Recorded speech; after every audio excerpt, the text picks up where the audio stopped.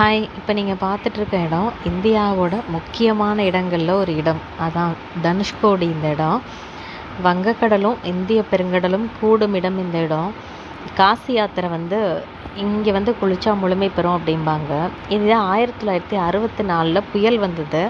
புயல் வந்தப்போ இந்த தனுஷ்கோடின்ற பிளேஸே அழிஞ்சு போச்சு. இப்போவும் அங்கே உள்ள அழிஞ்ச பொருட்கள்லாம் நிறையா அங்கங்கே இருக்கும். இங்கே ஒரு சுமார் 200 குடும்பம் இருக்குது. அவங்களுக்கு மீன்பிடி தொழில் தான் முதன்மை தொழில்.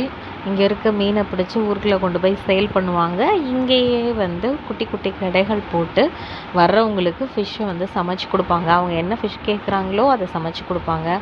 அது மாதிரி கடல் பொருட்கள், சிப்பி, சோவி, சங்கு இதெல்லாம் வச்சு அதில் அழகழகாக கலைநயமான பொருட்களும் வச்சு சேல் பண்ணுவாங்க. இந்த இடத்த எக்ஸ்பீரியன்ஸ் பண்ணுறதுக்காகவே நிறையா பேர் வந்துட்டு போவாங்க.